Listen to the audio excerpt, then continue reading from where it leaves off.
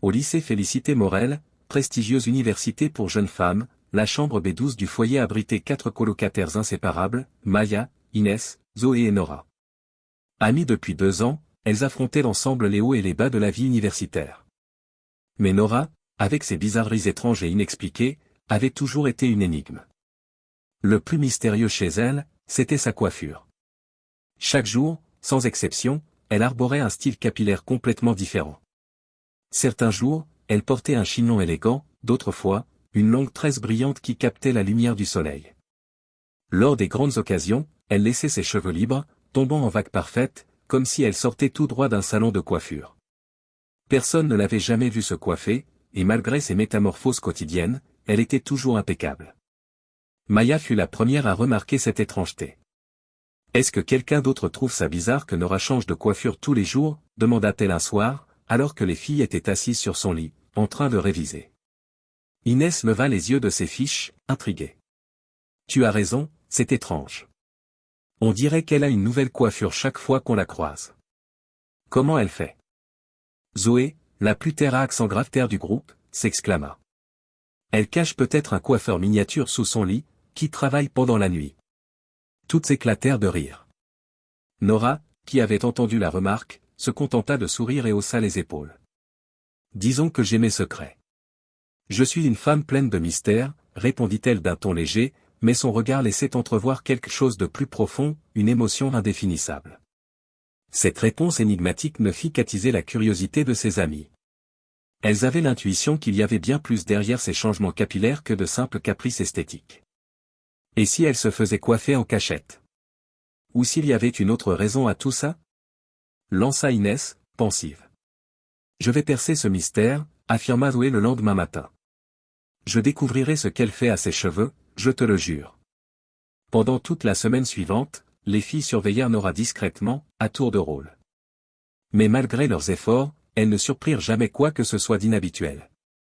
C'était comme si les cheveux de Nora se transformaient par magie pendant la nuit. Même lorsqu'elle se levait très tôt le matin ou veillait tard le soir, Nora arborait toujours une nouvelle coiffure quand elle la voyait. « J'arrive pas à y croire », soupira Maya un après-midi. On dort littéralement pendant ces transformations. Comment elle fait? On dirait une sorcière, ou quelque chose comme ça, plaisanta Zoé, mais il y avait une légère note d'inquiétude dans sa voix. Puis, un matin, tout bascula.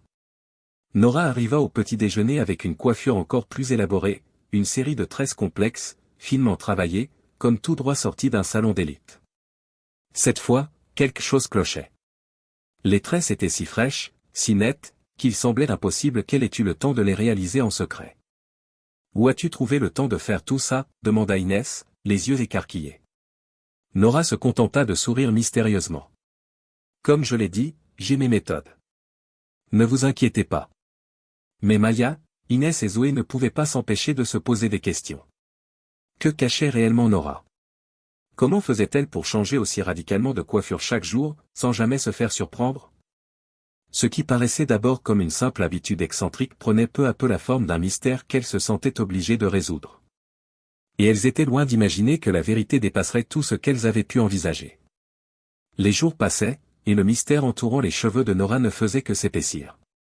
Maya, Inès et Zoé y pensaient constamment. Plus elles tentaient de trouver une explication logique aux coiffures impeccables et toujours différentes de leurs colocataires, plus elles réalisaient que cela défiait toute rationalité. Chaque fois qu'elles interrogeaient Nora, elle esquivait la question d'un sourire énigmatique ou changeait de sujet, les laissant avec leur frustration. Un soir, alors qu'elles révisaient dans leur chambre, Zoé se leva, l'air déterminé, et s'étira. « J'en ai assez. Ce soir, je trouve la vérité.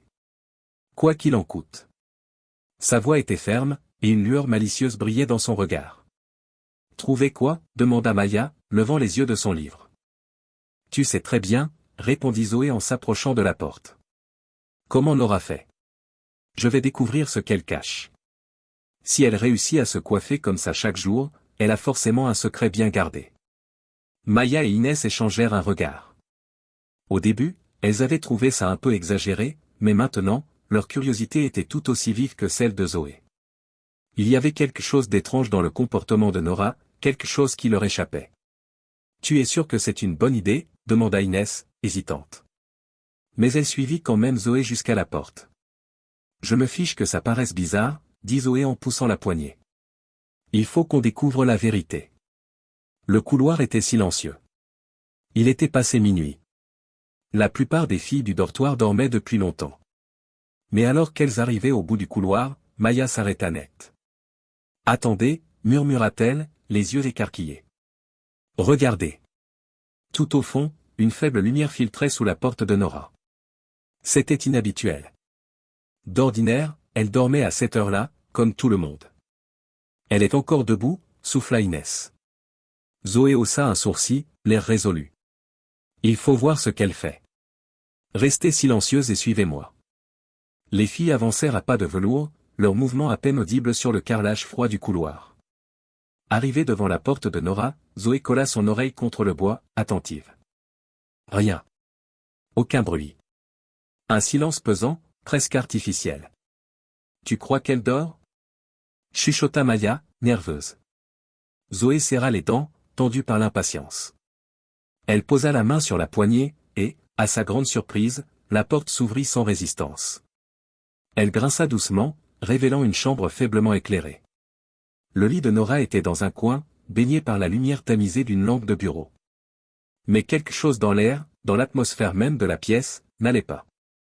Les filles ne pouvaient pas encore dire quoi, mais une sensation étrange flottait. En entrant doucement, leurs yeux se posèrent sur Nora. Elle était assise en tailleur sur son lit. Mais elle n'était pas tout à fait elle-même. Sa tête n'était plus attachée à son cou. Elle reposait délicatement sur ses genoux, comme si cela était parfaitement naturel. Inès étouffa un cri, sa main se plaquant contre sa bouche. La tête de Nora était immobile, les yeux clos, dissimulés sous un rideau épais de cheveux noirs. Ses mains, quant à elle, tissaient avec une précision glaçante des tresses complexes sur son propre crâne détaché, comme si elle effectuait un geste quotidien et sans importance. La pièce semblait baignée dans une énergie irréelle.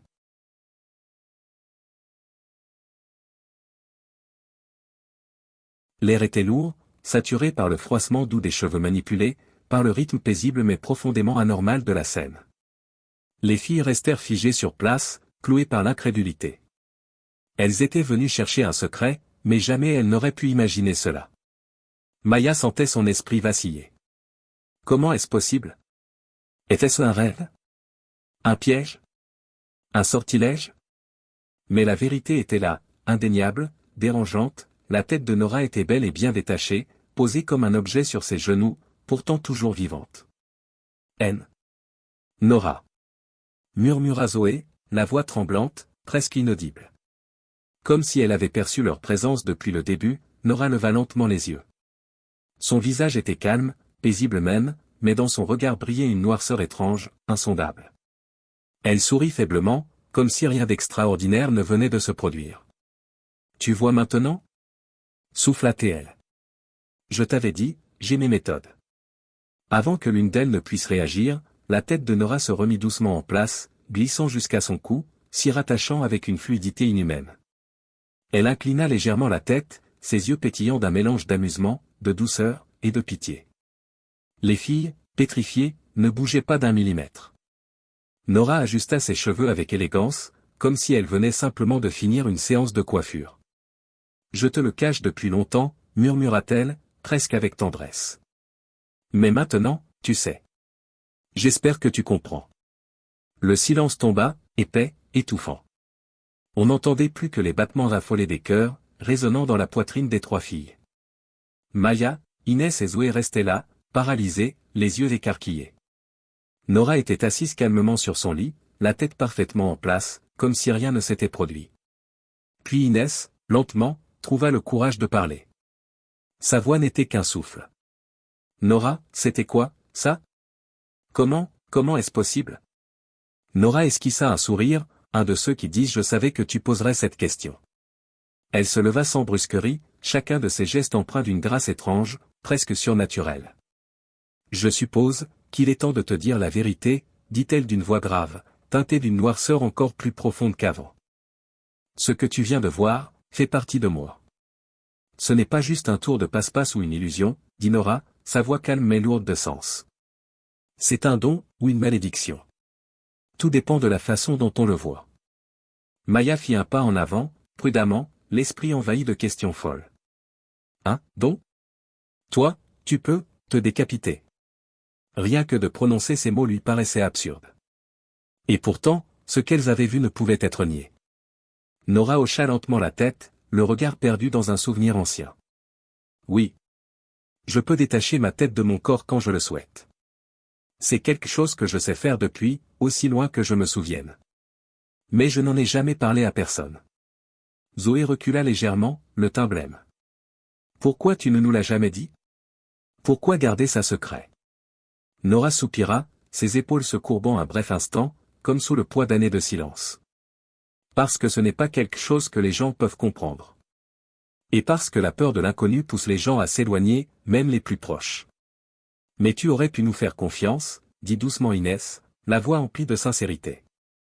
On est tes amis, Nora. On ne te jugerait jamais. Les yeux de Nora brillèrent, reflétant un mélange douloureux de tristesse et de culpabilité. Ce n'est pas le jugement que je redoutais. Ce que je crains, c'est ce qui arriverait si, d'autres apprenaient la vérité. Des gens qui ne sont pas comme vous. Qui ne cherchent pas à comprendre, mais à utiliser. Elle marqua une pause, et lorsqu'elle reprit, sa voix était plus grave, plus pesante. Ce don n'est pas sans conséquence. Il peut être inoffensif, mais entre de mauvaises mains, il devient une arme. Un outil. Et j'ai toujours redouté que quelqu'un veuille m'enlever cette liberté. Me forcer à l'utiliser. Les filles se regardèrent, mal à l'aise, absorbant lentement le poids de cette révélation. Ce n'était pas qu'un secret étrange, ni même une bizarrerie surnaturelle. Ce qu'elle venait de découvrir avait des implications bien plus sombres. Ce n'était pas seulement choquant. C'était dangereux.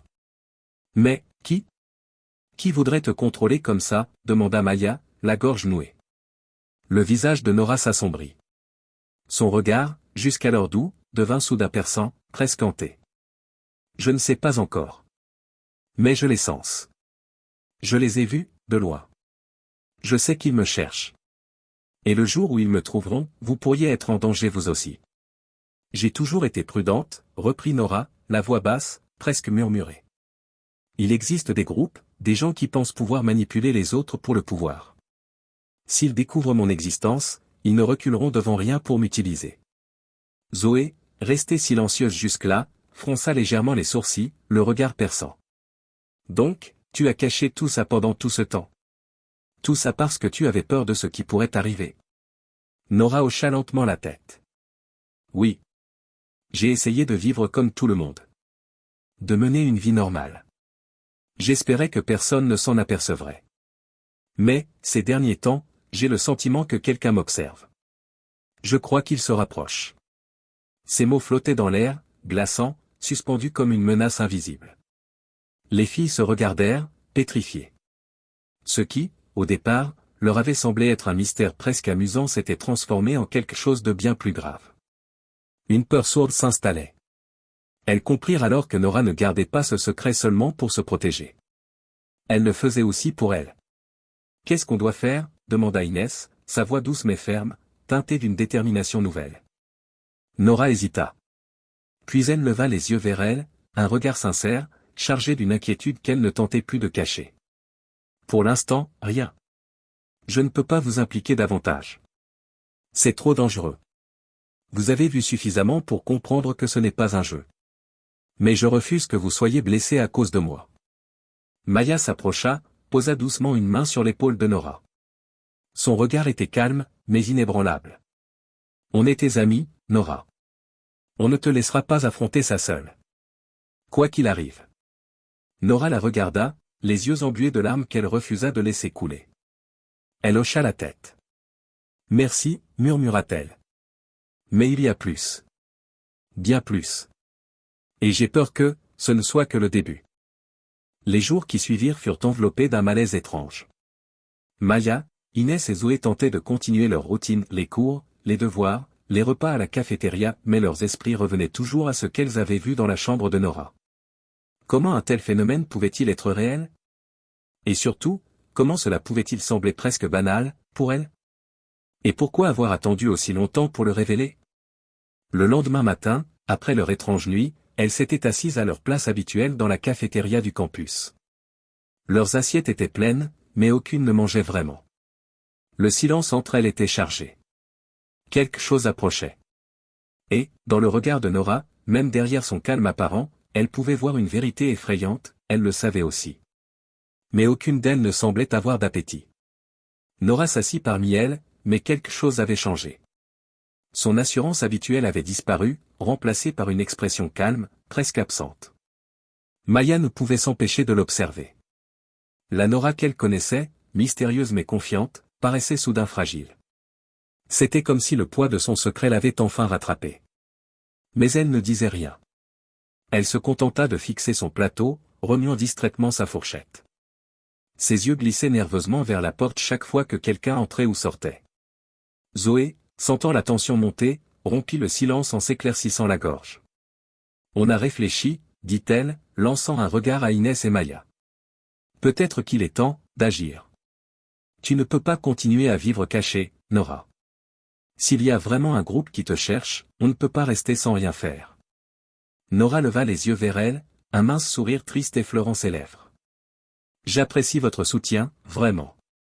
Mais c'est trop dangereux. Je me protège seule depuis des années.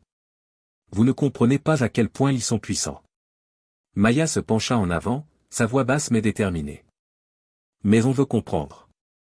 Et si tu veux qu'on reste à tes côtés, tu dois nous dire la vérité. Tu ne peux pas nous laisser dans le noir, Nora. Pas maintenant. Un silence lourd s'abattit sur la table. Le regard de Nora balaya lentement la cafétéria, comme si elle cherchait des oreilles indiscrètes. Elle semblait lutter intérieurement, tiraillée entre son instinct de survie et son besoin de partage. Puis elle soupira. D'accord. Je vais vous en dire plus, mais pas ici. Et pas à n'importe qui. Je ne sais plus à qui faire confiance. Juste au moment où elle prononçait ces mots, la porte de la cafétéria s'ouvrit brusquement. Une silhouette élancée entra. Une jeune femme au port altier, aux pommettes saillantes, aux yeux sombres et profonds, avec de longs cheveux noirs tombant en cascade sur son dos. Elle avait une allure singulière, presque irréelle, comme si elle n'appartenait pas à ce monde. Elle n'avait rien d'une étudiante. Elle paraissait déplacée ici. Dès qu'elle franchit le seuil, Nora se raidit. Son corps tout entier se figea. L'atmosphère autour de la table changea instantanément. L'air semblait se charger d'une tension palpable. Les filles échangèrent des regards, confuses et inquiètes. Personne n'osait parler. La mystérieuse jeune femme s'approcha lentement de leur table. Nora, dit-elle enfin, sa voix douce, mais acérée comme une lame de verre. Je savais que je te trouverais ici. Le visage de Nora blêmit. Ses lèvres s'entr'ouvrirent dans un souffle paniqué. Amina. Que fais-tu ici? Les filles se tournèrent vers Nora, interloquées. Ce nom leur était inconnu. Mais dans la bouche de leur amie, il résonnait comme une menace. Qui était Amina? Et pourquoi Nora semblait-elle terrifiée? Amina ne s'assit pas. Elle resta debout, dominant la table, scrutant tour à tour chacune d'elles avec une intensité dérangeante. Son visage restait impassible. Tu as été négligente, Nora, dit-elle enfin. Tu t'es exposée. Je savais que quelqu'un finirait par découvrir ce que tu es. La voix de Nora tremblait lorsqu'elle répondit. Je n'ai rien fait de mal. Pourquoi es-tu ici? Demanda Nora, la voix basse, tendue. Les lèvres d'Amina se courbèrent en un sourire narquois. Tu t'es caché trop longtemps. Mais l'heure est venue, Nora. Tu ne peux pas fuir éternellement ce que tu es vraiment. Zoé, perdue au milieu de cette tension qu'elle ne comprenait pas encore, jeta un regard tour à tour aux deux jeunes femmes. Que veux-tu dire? Demanda-t-elle d'un ton audacieux. Qui es-tu? Et pourquoi parles-tu comme si tu la menaçais? Amina tourna lentement la tête vers Zoé. Son regard, glacial et perçant, fit frissonner tout le groupe. Je ne la menace pas, dit-elle d'un ton calme mais lourd de sous-entendu. Je suis venu lui rappeler ce dont elle est capable. Et vous aussi, vous devez comprendre une chose, les pouvoirs de Nora ne sont pas un simple don. Elle marqua une pause, laissant ses mots flotter dans l'air comme une lame suspendue. Ils sont la clé. La clé de quelque chose de bien plus vaste. Et il y a des gens, là dehors, qui seraient prêts à tout pour les contrôler. Inès sentit son estomac se nouer. Elle tourna les yeux vers Nora, en quête de réponse, mais celle-ci gardait le visage impassible. Ses émotions étaient dissimulées derrière un masque de silence. Ce n'est pas fini, ajouta Amina en fixant Nora d'un ton dur. En fait, ça ne fait que commencer. Puis, sans un mot de plus, elle tourna les talons et quitta la cafétéria. Le silence qui suivit fut assourdissant. Les filles restèrent pétrifiées, figées autour de la table, la dernière phrase d'Amina résonnant encore dans leur tête comme un présage.